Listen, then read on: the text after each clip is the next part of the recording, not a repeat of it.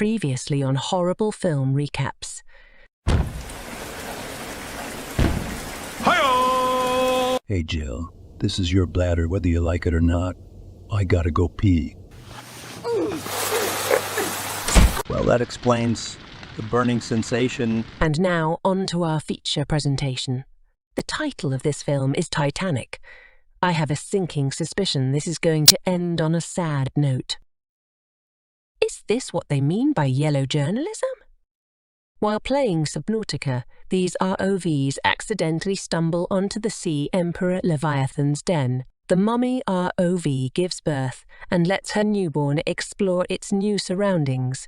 Here they show the sad fate of the terrorist known as V.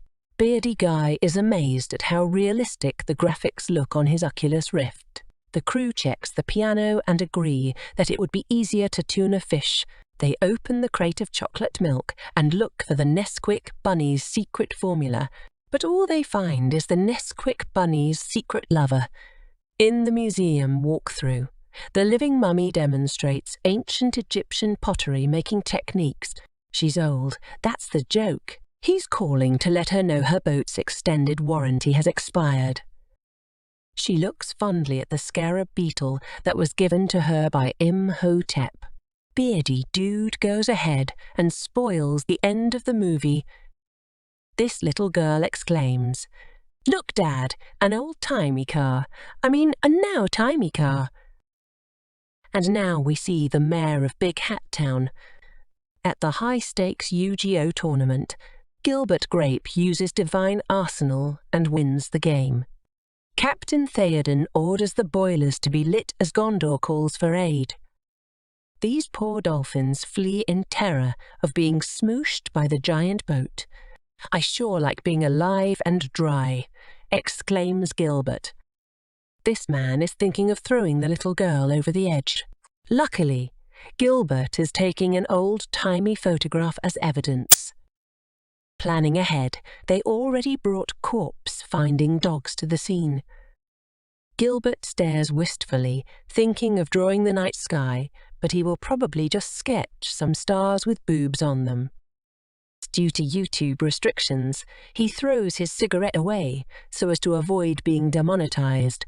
Mayor Sheehan asks Gilbert to draw her as pretty as the night stars. Gilbert, taking her meaning, immediately begins sketching boobs. Back in hobo mode, Gilbert begs for money to buy a stick for his bindle. Old-timey cars have only two temperature settings, cold and hot steamy sex. As the Phantom looks for gems, the merchant asks what you're buying, stranger. This iceberg was out for a nightly float, unaware of the slowly speeding boat. That came a-gunning for it. After the shock of being struck, the iceberg vomits all over the ship's deck. Professor Callahan finally masters gently vibrating objects with his mind, with nothing of note happening in the background. These people are delighted to see the fireworks. After Gilbert sets up the scenario, the Loeb rolls for initiative. It's a nat 20. Sheehan rushes to free Gilbert from his bondage.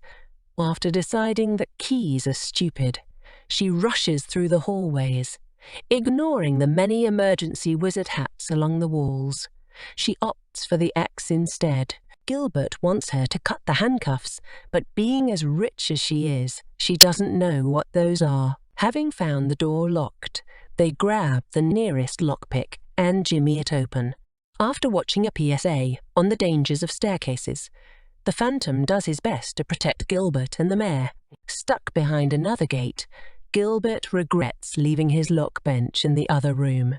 Unfortunately for them, the only person around happens to be Hans Butterfingers. Rich people get their kicks from watching poor people drown. Since things can't get any worse, the band decides to stay behind and play some Celine Dion. What can man do against such reckless hate from the sea? See, kids, smoking stacks will kill you. Remember, the ocean rules people. No rough housing and no peeing. The ref calls the game. Ocean 1, Boat 0. young fisherman Gorton introduces a new frozen crunchy people stick. It doesn't go over well. Poor Gilbert sees his worst fears realized. He is now dead and wet. This concludes the movie recap. This movie made me angry, not because of the death, but because of that iceberg. It sunk our ship, so we started releasing CO2 into the atmosphere to eliminate any potential iceberg threats. Take that, you frozen jerks. Good day to you all. If you enjoy my nonsensical ramblings, please like, subscribe and leave a comment.